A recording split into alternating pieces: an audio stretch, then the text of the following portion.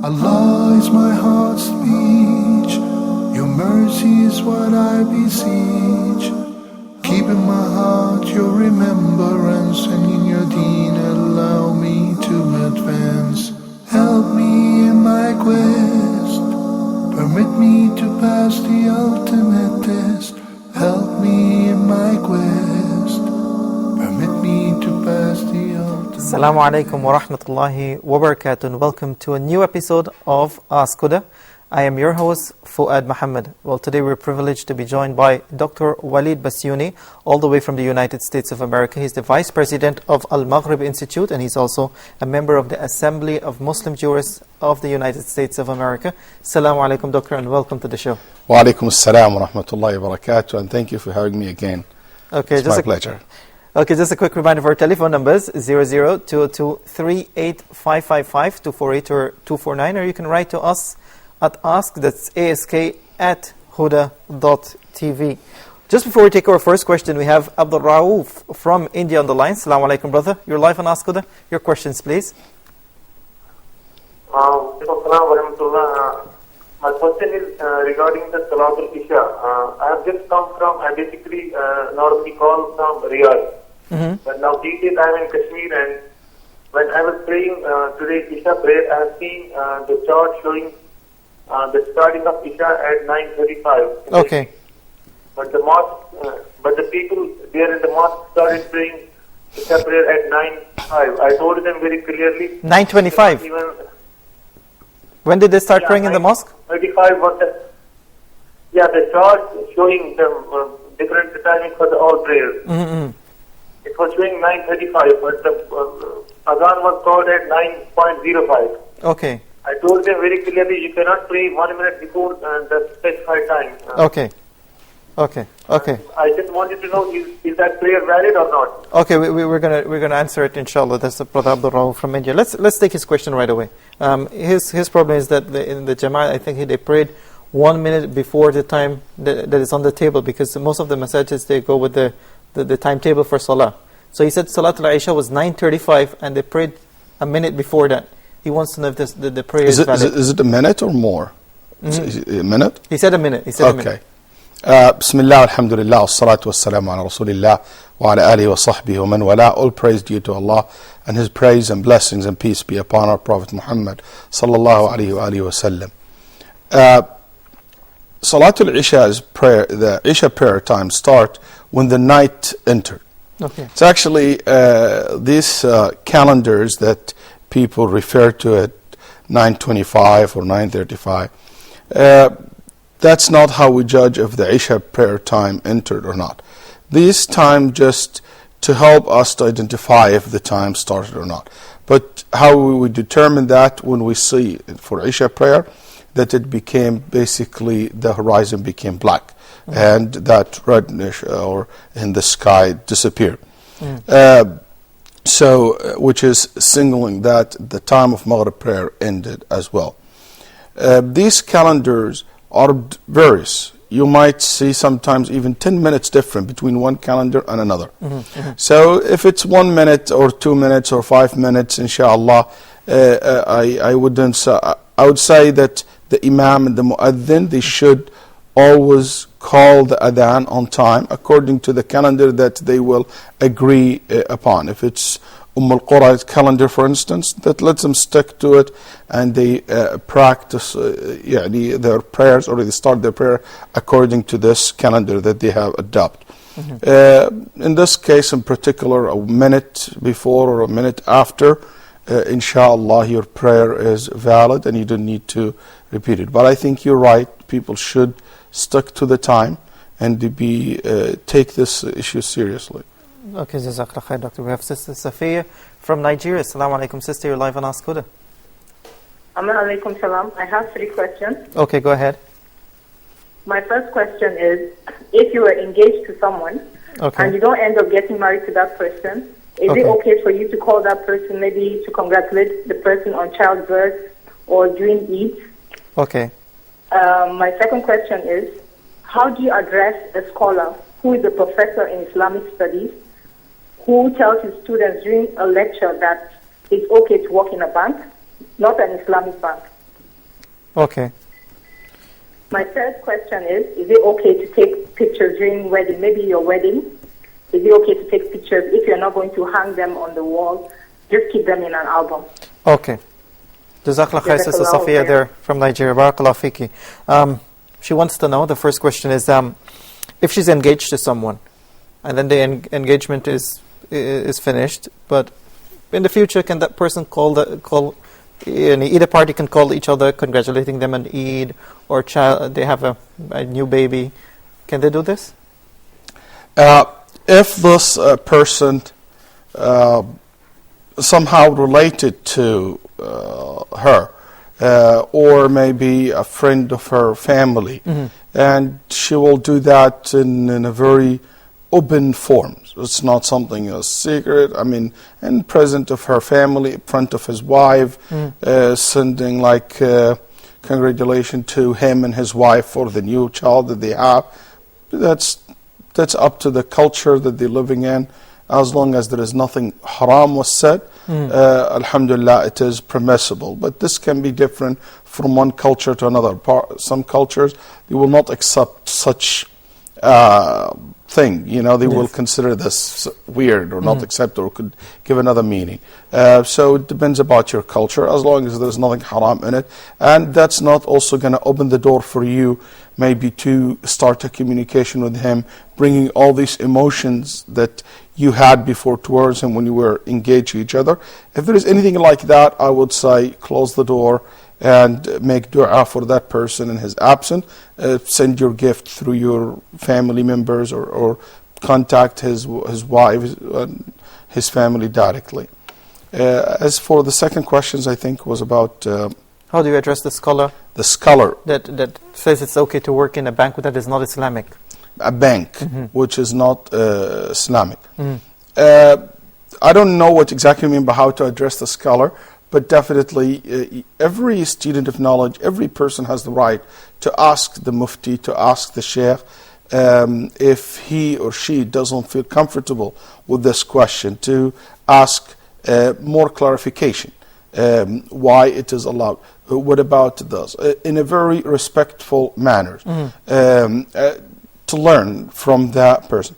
And if you don't feel that this answer is satisfying you, or this mufti may be basing his answer on something you don't, a principle that you don't agree with it completely, in this case, you show your respect, you say, Jazakallah khair, thank you very much, and you ask someone else that you feel comfortable to ask, and you know that they are maybe someone who you see as a trustworthy of giving you the answer. Okay, she wants to know if it's allowed to take photographs on occasions such as wedding, for not the purpose for hanging it on the wall, but just for the purpose of keeping it in as memories. Yani. Let me go straight to what most people use today, which is called digital photos, with digital cameras, cell phones, and things like that. I don't think we talk about drawing here, or the old-fashioned when they fix the picture. No, the digital cameras. There is a different of opinion between the modern senior scholars among Muslims today about the ruling in regard to take pictures with such machines, the digital cameras.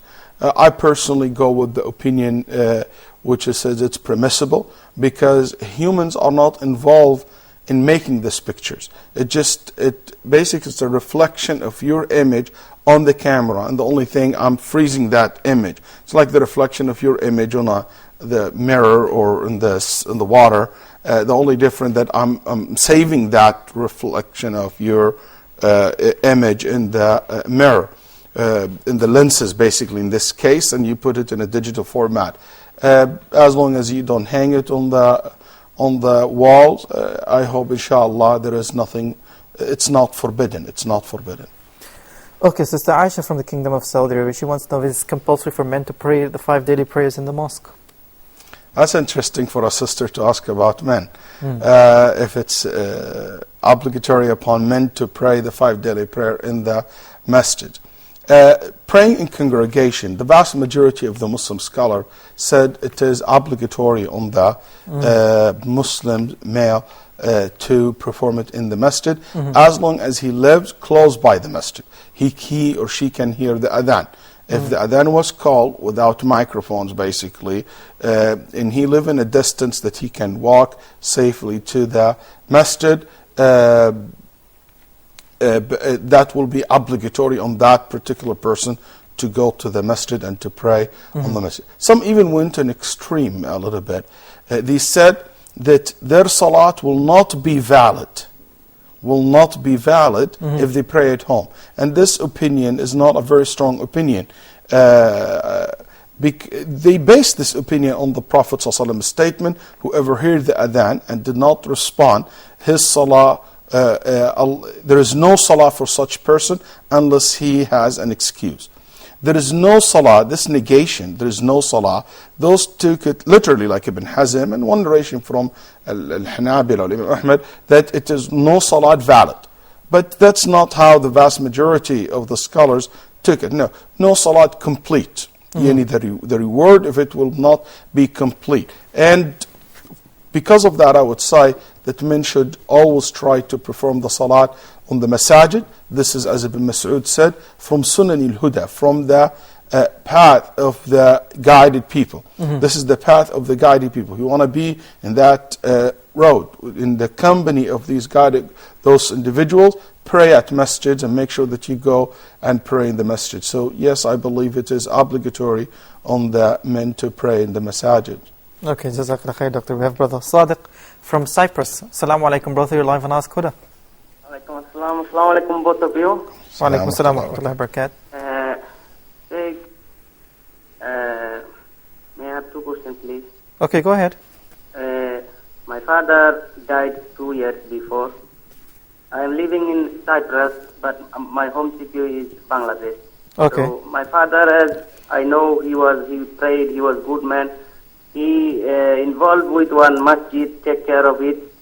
But 2 months ago, one of my brother, he saw a dream, my father, and my father was asking him to pay money to that mosque because that mosque is rebuilding. So today, again, one of my sisters saw the same dream, and my father asking money, and father was asking about me, where is he, why he don't give money. I used to know about Islam. I intend to pay some money to the masjid for rebuilding, but I used to know, please, about the Islam or Hadith. Is it my father, the Mayat, show directly? I don't know, please clear it. Okay. And my second question is, look, I am practicing Hanafi from children, as you know, my culture. But different sheikh, maybe that sheikh is another madhab, that sheikh another madhab, they say this is a hadith, that they other say this is, you cannot pray like this. But, we are getting in doubt or don't know what to do, please. Okay. Because every time we listening new and something is bothering me, please. Okay, I got it. Something to, please. Okay, I got the question, Brother Sadiq there from Cyprus. Jazakallah khair. Sister Aisha's second question, she wants to know what is the ruling on a person who prays and fasts but yet indulges themselves in listening to music and watching movies? For such person, my advice would be continue doing the fasting, the prayer, the good deeds, and show sincerity in doing such a great act of worship. And I'm sure that this will occupy your time. As for being attached to listening to music or wasting your time in watching movies and things like this, I would say that this person needs to think always about the time and the value of the time. How I'm going to be using my time in the best way. I'm not saying that a person should not entertain himself or having a free time to do things, not say to be a prayer or having fun. Or socializing with someone. But make sure that if you do such things, it will not be involving things which is considered haram, like listening to, amusing or watching scenes in movies which is not allowed to be seen by male or by female. So may Allah subhanahu wa ta'ala to help you to continue doing what's good and to be inshallah better in the future. Okay, we have Brother Muhammad from Qatar. Assalamu alaikum, brother. You're live on Ask Huda. Your questions, please. Wa alaikum salam. I have a question. Okay. Yeah, a lady made an intention to perform the Hajj in the next year. Mm-hmm. So is it allowed to perform her pregnancy for 1 year?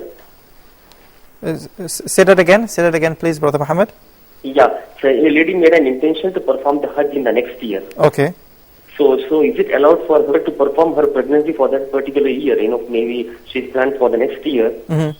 So is it allowed to postpone her pregnancy for that particular year? Okay. Okay, Jazakallah khair. Brother Muhammad from Qatar. He says, if someone has the intention to perform Hajj, like for example for the next year, can that person postpone that intention and delay it to the other year? If there is a reason for that, it is permissible to change your intention. But since you intend to do it, if you intend, just have tawakkul, as Allah subhanahu wa ta'ala told us, when you have intention for doing something, tawakkal ala Allah and put your trust in Allah subhanahu wa ta'ala and fulfill your intention. And that will be my advice to you. Because I'm afraid next year you're going to say, okay, next year and then the year after.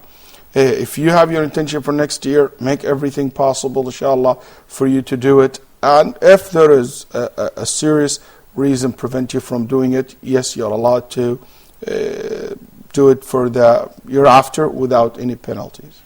Okay, we have Sister Mariam from the United Arab Emirates. Assalamu alaikum, sister, your life and ask Huda. Walaikum assalam wa rahmatullah. Assalamu alaikum, Sheikh. Walaikum assalam. I have 3 questions. Okay. My first question is, one of my relatives want to go for Hajj. So he's asking whether he can go for Hajj, that he's having taken car loan from the bank. Okay. Okay. Second question is, a woman praying with her 9-year-old son, who should be the imam? Okay. A third one about medicine containing alcohol. Can we take it or not? Okay. Jazakallah khair. Sister Mariam there from the UAE. Sister Aisha from the Kingdom of Saudi Arabia, she wants to know if someone can give sadaqah, but with the intention of giving it on behalf of themselves and others. If somebody donate, for example, let's say $100 or reals or a pound, so can he include multiple people in this sadaqah? Yes, you can include more than one person in your sadaqah, inshallah ta'ala. Okay, and our second question is, I don't know if you're so aware of the Indian tradition, but it's a lot from the East. They have the habit of saying the intention when performing the prayer. Sister Aisha is saying that can the woman say the dua or intention before performing ghusl after the monthly period? It's not only in the Indo-Pakistani culture or the subcontinent area. It's all over the place. Because I'm from that culture years ago, so I am much aware of it. People intend to pronounce their intention. Intention, my brothers and sisters, it's in the heart. The intention, it's the act of the heart. It's the act of the heart. It's not the act of the tongue.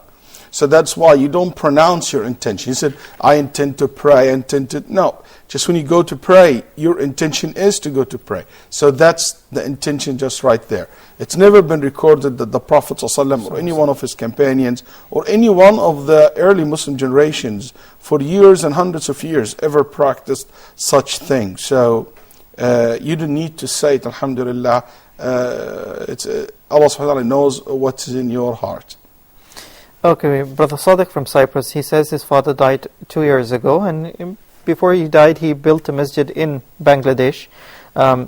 He says that his brother dreamt his father saying, tell Sadiq, which is the person living in Cyprus, and the sister had the same dream, tell him to spend money on the masjid. He wants to know if there is anything such as the dead person inspiring someone to in living in the world today, and what is the value of dreams for a Muslim? The dreams are basically 3 kinds. Some dreams are from the shaitan, where basically when you sleep, we know that as Allah subhanahu wa ta'ala told us, the souls depart from the body and return back to the body when you wake up. When your soul leave your body, sometimes the shaitan will give or expose certain images to that soul. So you will see in your sleep certain images, nightmares, things like this. It will scare you. Sometimes angels will basically shows the soul certain images, and this is what we call ru'ya from Ar-Rahman.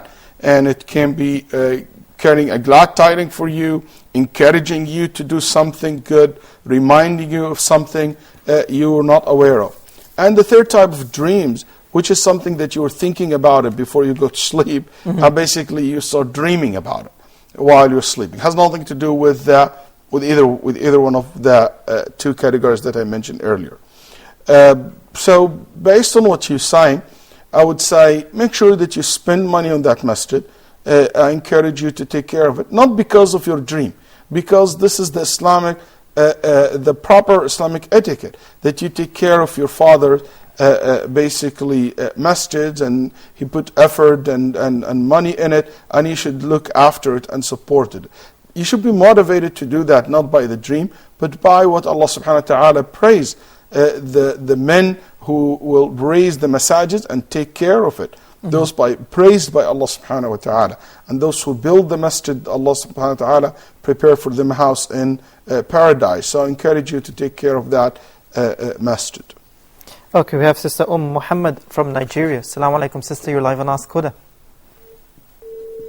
Okay, I just think we just lost Sister Muhammad, but you can always call us back on the program. Brother Abdullah from Nigeria, he wants to know that there's a certain group in Nigeria.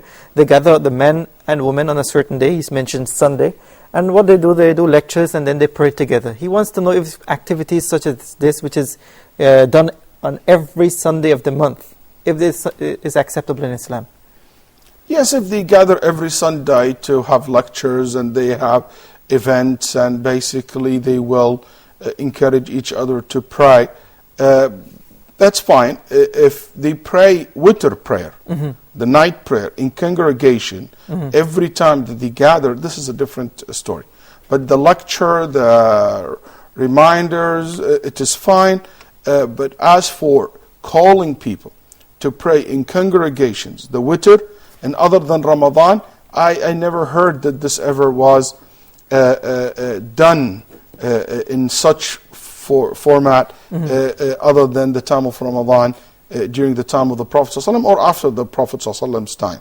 So that's why some scholars said to call people and to organize a such night prayer in this way in a regular basis. I'm afraid this will be something like an innovation in religion. But if it's happened occasionally, sometimes when we gather Sunday, we have, mashallah, this brother who is very good recitation. Whoever want to join the prayer, let's pray. It happened like this. Like the Prophet ﷺ once was praying in the night, other than Ramadan, and Ibn Abbas joined the prayer. Ibn Mas'ud joined the night prayer. It has happened occasionally, unintentionally. If it's something like this, it is permissible. Okay, we have Sister Abdullah from the UAE. Assalamu alaikum, sister. You're live on Ask Huda. I just want to know that I heard from a sheikh that every raindrop is carried by two angels. Is it true? And the dates? Question, every raindrop. Raindrop, okay. And when we enter the house, we make the dua and also we give the salam when the house is empty. Is it the dua for the angels, or should we make salam when we enter the empty house or not? Okay. Okay, Jazakallah khair, Sister Abdullah there from the UAE. Brother Sadiq's second question, he says he follows the Hanafi school of thought, but he said when he listens to the other opinions of the other scholars, he becomes very confused. Some says that this is right, some says that this is wrong, some says you have to do this, do that. He becomes very confused, and it's very difficult that he's not sure of what he's doing. How can someone overcome these fears? I have a very simple recipe for you to follow, which came in the Quran. فَاسْأَلُوا أَهْلَ الذِّكْرِ إِن كُنتُمْ لَا تَعْلَمُونَ. Allah subhanahu wa ta'ala said, ask the people of knowledge when you don't know. So basically anything that you want to do in your religion, or you're confused about it, just ask a scholar. He doesn't need to be Hanafi, even if you come from a Hanafi background or a Shafi'i background. Just a scholar that you trust his deen. You think that he's trustworthy scholars. You just ask him, and whatever answer he gave you, you follow. Don't confuse yourself. Don't listen to too many opinions. Unless you have doubt about the authenticity of this fatwa or this answer you got, you can ask somebody else, and that's about it. And you move on in your life, but don't confuse yourself with these difference of opinions. Okay, we have Brother Muhammad from Sierra Leone. Assalamu alaikum, brother. You're live on Ask Huda. Wa alaikum salam wa rahmatullah. Brother Muhammad, can you please turn on the volume of your television set before asking that question? Okay, I think we lost Brother Muhammad, but we have another Muhammad from Nigeria. Assalamu alaikum, brother. You're live on Ask Huda. Brother Muhammad, are you with us? Hello. Yes, go ahead, brother. Hello. Assalamu alaikum. Wa alaikum assalam wa rahmatullah. Go ahead with your question, please. Okay. My question, we're a Muslim. You know, in Islam we have we have 5 pillars of Islam. Yes. We have that is testification, Mm-hmm. and then we have prayers, Yes. Mm-hmm. then we have siyam, and then we have zakat, and then hajj. Yes. I want to know, is it compulsory for a Muslim to follow this pillar one by one as it comes, or you can take it anyhow? Okay, interesting question, Brother Muhammad. Okay, Jazakallah khair. That's Brother Muhammad there from Nigeria. Okay, Sister Mariam from the UAE, she says that a relative want to go to Hajj, but he doesn't have the money. Can he take a loan to go to Hajj? No, you don't need to take a loan to go to Hajj. You're supposed to avoid taking loan as much as you can. And if you don't have enough money to go to Hajj, Alhamdulillah, Hajj is not obligatory on you. Let's assume somebody took a loan and went to Hajj. His Hajj is acceptable? Yes, it is. Okay, and her second question, she says a woman and her 9-year-old son, they're praying together. Who should be the imam? Either one of you can lead the prayer. That's not a problem. You can let your son, if you want to train him to lead the prayer, or you can lead the prayer, because it's been reported in Sunnah Abi and others that a woman led the prayer, led her family members in the house, and she led the prayer.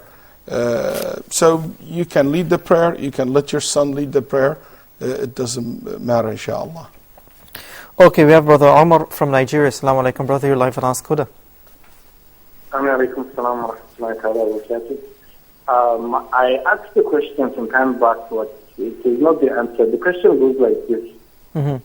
I read a hadith that said the Prophet answered the call of nature facing the mosques in Jerusalem. Okay. That back in the Kaaba, but he had like a shield in front of him. He had like a barrier in front of him. Okay. Mm-hmm. Also, there's another one that says you're not supposed to do that. You're not supposed to back the Kaaba, or you're not supposed to back or face the Kaaba. I need clarification on that. Okay. My second question is, what's the stance of a person that prays like a Jummah prayer, like within the confines of the mosque, but prays alone, standing alone, without anybody, that's not joining the sahu? Say it back again for the Jummah prayer? Yeah, someone praying a Jummah prayer in the vicinity of the mosque, but praying singly, alone, not joining the run. Okay. Why? Why did he do? Why he did that? There is no space. I don't know. I just noticed, but I'm just asking. Okay. Assalamu alaikum. Wa alaikum salam. That's Brother Omar there from Nigeria. We'll take a short break here on Ask Huda, and we'll be back right after this. Assalamu alaikum wa rahmatullahi wa barakatuh.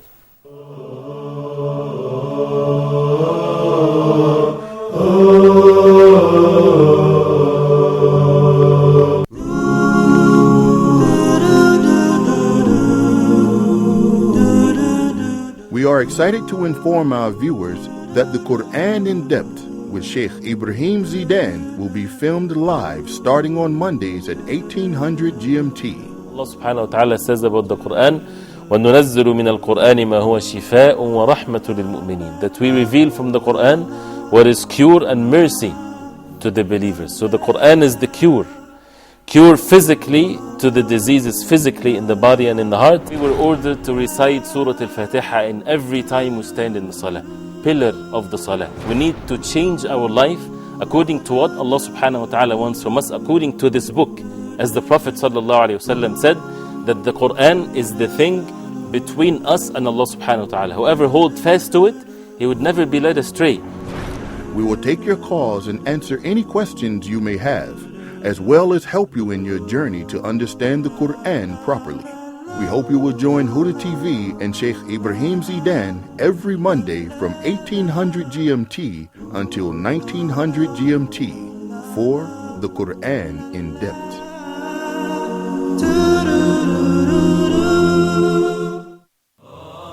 You know, sometimes it's important to take a break.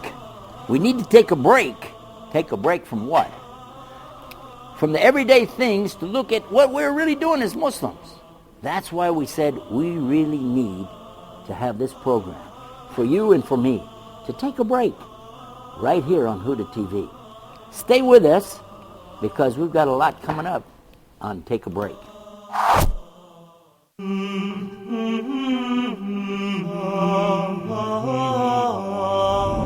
say that the translation has been indirectly influenced with the Israelite narrative. We haven't faced any problems in our preparations. We can't call it the wise Hajj. In Egypt, you have a huge amount of initiative going on in terms of developing qualifications in different parts of the system. Reading helps you gain knowledge, but saving the net doesn't help you at all. They are all welcome to participate in the discussion and the debate about the development of qualifications. What types of books our children do or should read? Join me for further discussion of Focus Point.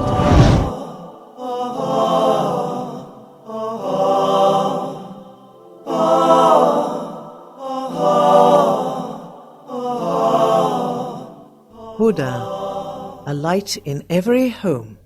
It comes to you the truth and the attribute of the one who created you, that he's one and alone running this universe, that he doesn't become born, he doesn't die, he doesn't eat and then go to the bathroom. This is not God. We got problems here. It doesn't make sense. Who was Jesus worshiping? Because it's recorded in the Gospels. Despite all of the other issues about the Gospels, we put those aside. We just say it's mentioned there that Jesus worshiped God. One who protects us from hunger.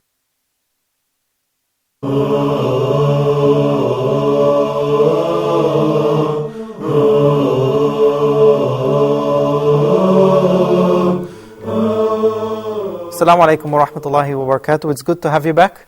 You're watching Ask Huda. Just a quick reminder of our telephone numbers, 00-202-38555-248 or 249, or you can write to us at ask, that's ask, at huda.tv. Okay, Dr. Walid, Sister Mariam from the UAE, her third question is, using medicine that contains alcohol, is it permissible? There is different type of alcohol, so I don't know exactly what she's referring to. But most of these type of alcohol that they use on the medicine, as far as I know, in most of the cases, wouldn't be something considered khamr. Wouldn't something will be like a khamr. So it will not take the same ruling of it, like the cough medicine and things like that.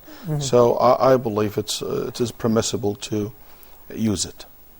Okay, Sister Abdullah from the UAE, she says she wants to know the authenticity of the hadith that says that every raindrop has an angel carrying it.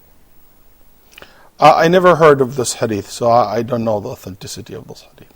Okay, and she wants to know, I think from understanding her second question, she's asking between giving the salam and saying the dua upon entering the house. But she wasn't clear, but what I grasped for her question is that when exactly you say the dua and when exactly you give the salam, if you have to do both at the same time. Yes, it is recorded in the authentic sunnah of the Prophet, authentic narrations, that the Prophet ﷺ told us when you enter the house and you say Bismillah, the shaitan will not enter this house. A jinn cannot enter such house, which is Allah's name was mentioned upon entering. When you close the door, you say Bismillah, that's the shaitan said, we cannot spend the night in that house. There is a common practice among some Muslims that when they enter the house, empty house, they said Assalamu alaikum, even if there is no one in the house. And I believe this is not a right practice, because Assalam is a greeting. Is a greeting. It could be a form of dua, like when you say Assalamu alaikum ahl al-diyar when you go to the cemetery. That's not a greeting, that's a dua. But the default rule, when I say Assalamu alaikum Fuad, I mean by that to greet you, then I also have the intention to make dua for you. So when you enter the house and there is an empty house, you say Assalamu alaikum, you greet who? People say you greet the angels. And I have a big problem with this logic, because if this logic is correct, you should say Assalamu alaikum when you leave the house, because there's angel outside. When you get into the car, you open the car, Assalamu alaikum. You get out of the car, you say Assalamu alaikum. You go to the closet, you say Assalamu alaikum. It's going to be, it doesn't make any sense. So looking at the practices of the Prophet sallallahu alaihi wasallam, he did not sallallahu alaihi wasallam said Assalam when he entered an empty house or anything like that. And the verse in Surah An-Nur, where Allah subhanahu wa ta'ala mentioned that تُسَلِّمُوا عَلَىٰ أَنفُسِكُمْ, that you greet yourself. This is yourself here, as the scholar interpret this verse, your brothers. And he called your brothers and your friends as if they are you, because you and your friend like one thing, It's a metaphorical speech. It's a metaphorical. And in this case, I would say when you enter the house, you should Bismillah, and that's about it. Okay. Then we have Brother Muhammad from Nigeria. He has a very interesting question here, Sheikh. He says, in Islam there are 5 pillars, and he reminded us of the 5 pillars, and he wants to know if it's compulsory for a person to really take all of these pillars one by one, or generally. What I grasp from his question is that, what about the Muslim who doesn't pray? Is he still considered, because he's only practicing 4 of the pillars, or a person who does not fast, is he still considered a Muslim? First of all, everyone except the religion of Islam must know that this religion based on 5 pillars. As the Prophet ﷺ said in Hadith ibn Umar, بُنْيَ الْإِسْلَامُ عَلَى خَمْسٍ, Al-Islam based on 5 pillars. Based on 5 pillars. And Shahadatu an la ilaha illallah, that to bear witness Allah, the only one worthy of worship, and Muhammad ﷺ is his final last messenger.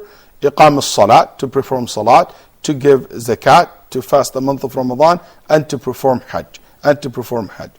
If a person leave these 5 pillars, he is not a Muslim. The whole entire 5 pillars, not Muslim. Or the 4 pillars, like the salat and the siyam and the hajj and the zakat, is not a Muslim. These 4 completely, never done anything of it. That's not a Muslim. As for the salat, there is a consensus among the companions. As Shaqiq ibn Abdullah al-Bulakhi reported, that there's nothing among the companions, they all agree upon that leaving it's a form of kufr, except as-salat. And also Mujahid asked Jabir radiallahu anhu, the companions, is leaving the salat considered kufr, take the person out of the fold of Islam, or a minor kufr? He said it's the kufr would take the person out of the fold of Islam. Umar radiallahu anhu said in Sahih Bukhari, there is no chance for a person to claim that he or she is a Muslim if he or she doesn't pray. لا حظ في الإسلام لمن ترك الصلاة. So salat, it is an issue. There is, as I said, agreed upon among the companions that leaving it's kufr. What about the rest? What about the rest? The fasting, the zakat, the hajj. There is a difference of opinion between the companion themselves. Leaving the hajj will be considered an act of kufr. Somebody capable of making hajj, but he is not denying it, he just not doing it out of being lazy. There is a difference of opinion about the scholars among the companion themselves if this will be an act of kufr or not. And the siyam, the fasting, the zakat itself. The only thing that there is an agreement between the companion will be the salat. And somebody never prayed. That's a person hard to claim that, or to say that he is or she is a Muslim. And Allah subhanahu wa ta'ala knows best. And I remember Shaykhna Shaykh Abdul Razzaq Afifi rahimahullah used to say, A wise person will never ever put himself or herself in a position where the Muslim jurists debate over him. He's a Muslim or kafir. I mean, just pray, just fast, just to be in the safe side. This is a very big risk that you take. May Allah subhanahu wa ta'ala guide all of us. Ameen. Brother Umar from Nigeria, he said he read the hadith of the Prophet ﷺ answering the call of nature, backing the Kaaba. And then he reads in another narration that the Prophet forbid someone from facing or backing the Kaaba. He says, how can we understand both hadiths?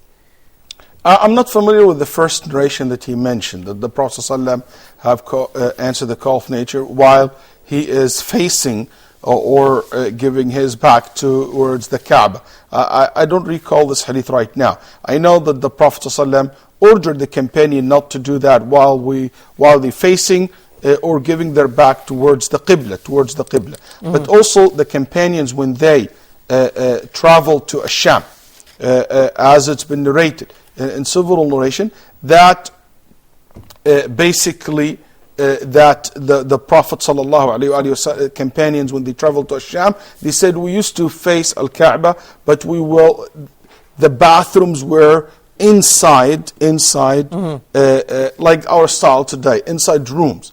In the old days in Arabia, when somebody want to answer the call of nature, will go to the desert. It's not inside the houses. But when they went to Damascus and the Sham and Iraq, they found people build like a small kanif, or it's called like a bathroom, inside the house where people go urinate in it. And that was something weird for Arab always kept their house clean, free of this stuff, and they go outside, far away from the city, outside the city, to go answer the call of nature. So when they found this different style of buildings and cities in Sham, what happened, they basically went inside it and they said, we ask Allah's forgiveness. Basically the ulama said, in a case where you are inside, where there's walls, or inside a bathroom, in this case, even if you face the Qibla or your back to the Qibla, will be permissible. There is a hadith of Ibn Umar radiallahu anhu arda, that he saw the Prophet ﷺ in his house. Now I recall it, that he saw the Prophet ﷺ in his house urinating while he sallallahu alaihi wasallam was toward the direction of the Qibla. Al-ulama, when they combine between this, he did this, but in the same time he said, don't face the Qibla. They said, don't face the Qibla, don't give your back to the Qibla if you're in open space. But if you are inside a room or a bathroom, there's buildings, in this case it would be permissible. Okay. Brother Abdul Latif from the UAE. Assalamu alaikum, brother. You're live on Ask Huda. There's a group which has this Aqidah who believe that zakat is enough only for one time in their lifetime. Can we support them when they are building a masjid? Okay. Jazakallah khair, Brother Abdul Latif there from the UAE. Brother Umar wants to know, what is the person who prays Jummah by himself for no reason? He didn't mention the reason, but he says he does it in the vicinity of the mosque. What is the ruling on such a person? The person should join the congregation. Should join the congregation. The person should be with the lines of the masjid. If the masjid is completely full, and he end up outside the prayer hall, in this case, he pray by himself. But he leave the congregation and he pray by himself like this behind the lines. The Prophet ﷺ said, there is no salat limunfarid khalf as-saf, the person praying by himself behind the lines. Out of arrogance, he just doesn't want to be with the jama'ah. That's not acceptable, that's not right, but you should join your brothers. And if it's completely full, then you end up basically behind the lines by yourself. لا يكلف الله نفسا إلا وسعها. Allah subhanahu wa ta'ala will only hold you accountable for what you are capable of. So in this case, this salat will be acceptable, inshaAllah ta'ala. Okay, we have another Muhammad from Nigeria. Assalamu alaikum, brother. You're live on Ask Huda. Brother Muhammad? Hello, brother. Assalamu alaikum. Wa alaikum assalam. Wa alaikum assalam wa rahmatullah. Go ahead. Yeah. My question is related to the salam. When you are coming into an empty house, supposing you came in as a group, and then some people came before others, Can those who came after others, can they say the salam before they come in? That's my question. So they entered the empty Is it house. understood? Brother Muhammad, they entered an empty house? This you're asking? I said, if you approach the house as a group, like 10, 5 people approaching the same house. Okay. 5 people went in before the next 5. Uh-huh. Now, those who came in after the first 5, Okay. and they say salam, though you are coming in as a group, but you are coming in differed. Okay, go ahead. Yeah. Jazakallah khair. I got your question, Brother Muhammad, there. It's a relation to the question you asked. Let's tackle it right away. He's saying like 2 groups of people, when they're entering the house, do they say salam? Yes, if 2 group enter the house, and you enter the house, and there's anybody there, your friend, even if you enter together, you came in together, but basically he went in front of you, and you came later on, you give him salam, that's fine. You greet him. Once there's someone there. Yes, it's not an empty Ibn house. Mas'ud radiallahu anhu was walking with someone, and a rock separated them.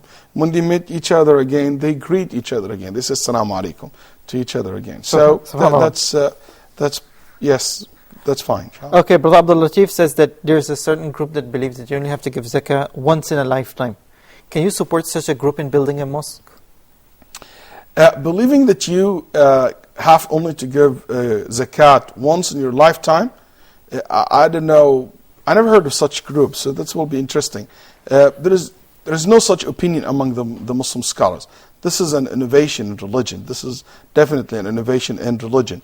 For the zakat, it must be given whenever you have the amount of money that Allah subhanahu wa ta'ala mentioned, that if you have it, you have to give the zakat, and you keep it for a whole year, if it's gold or silver. To say that it's only once in your lifetime, this is an innovation religion, and you should not support such group at all. Okay, we have Brother Muhammad from the UAE. Assalamu alaikum, brother. You're live on Ask Huda. Assalamu alaikum, Sheikh. Wa alaikum assalam wa rahmatullahi wa barakatuh. I have a very common question actually. I asked some people, but I could not get satisfactory answers. Just would like to ask, what's the ruling of urinating in public toilets and this Western style of toilets which are there these days? Because if it's in my house, it's easy for me to sit and urinate. But if I go outside in a public toilet, it becomes rather very difficult to, sit, because many times it's not clean. So what's the ruling on that? Can I stand and do it? Taking care that there's absolutely no drops anywhere. Okay. Here. Okay. Jazakallah khair, Brother Muhammad from the UAE. I think you got a question. I think because of most of the public toilets as well, they have the thing of standing and urine for the men. So he wants to know if there's is there anything wrong with standing and urine once he makes sure that no drops go on the person. Jabir radiallahu anhu reported that the Prophet sallallahu alaihi wasallam once urinated fi subatati qawm, urinated in like a dumpster area, an isolated area, while he is standing, sallallahu alaihi wasallam, while the Prophet sallallahu alaihi wasallam was standing. So this hadith shows that it is permissible for the person to urinate while he's standing, especially in a case like this. This is a place where not proper for the Prophet ﷺ to sit, because it's like a dumpster, it's not a very clean area. So if you are in a place where you cannot sit, it's not clean, or it's not possible, and you will make sure that there is no urine will touch your clothes, and you will clean yourself, and also your awra will not be exposed in front of others, it is permissible for you to urinate while you are standing. Okay, we have a question here from Marina Sultana from the United States, and she wants to know, she says she has 2 friends. They wanted to change their profession because of they're wanting to make more money, to be more rich. One took a job in working in a system that contains interest. And then the second one works in a hotel that serves wine, right? She says that I know that their income are not halal, but if they invite me, can I go over to them? And I'm sure that their income is not halal. Okay, for the first one, that she's saying that she has 2 friends. First one who work in a institute which has interest in their system.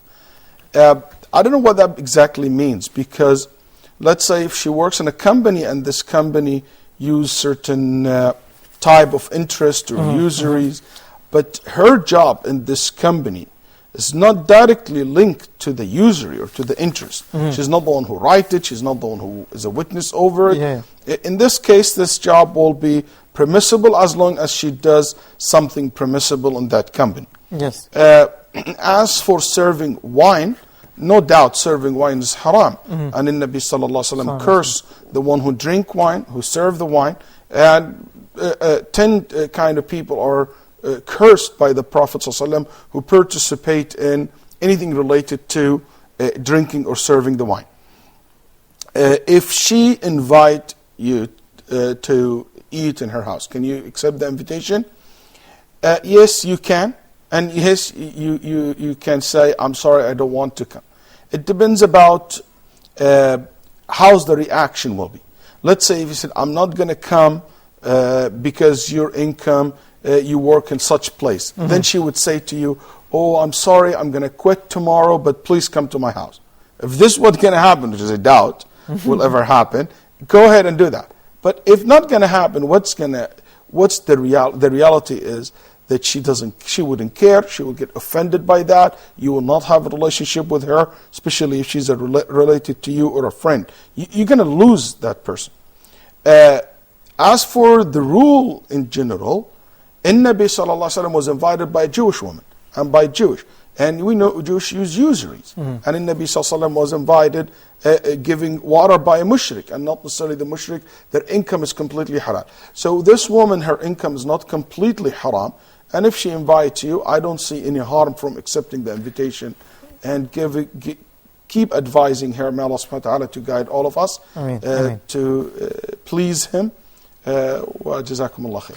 Okay, barakallah fiqh, Dr. Walid Bassiouni. Jazakallah khair for being with us today and taking your precious time to be with us. May Allah subhanahu wa ta'ala protect you and help you to continue to do what you're doing. Jazakallah khair. Thank you very much. Okay, to all the viewers, we would like to say Jazakallah khair for calling us today. And just a reminder, if you have any other questions, you can write to us at ask, that's ask@huda.tv. Also, you can support and keep supporting Huda. Just send that email to support@huda.tv. And also, don't forget to visit our website, www.huda.tv. Until next time, I leave you in Allah's care. And Assalamu alaikum wa rahmatullahi wa barakatuh. Allah is my heart's speech. Your mercy is what I beseech. Keep in my heart your remembrance, and in your deen allow me to advance. Help me in my quest.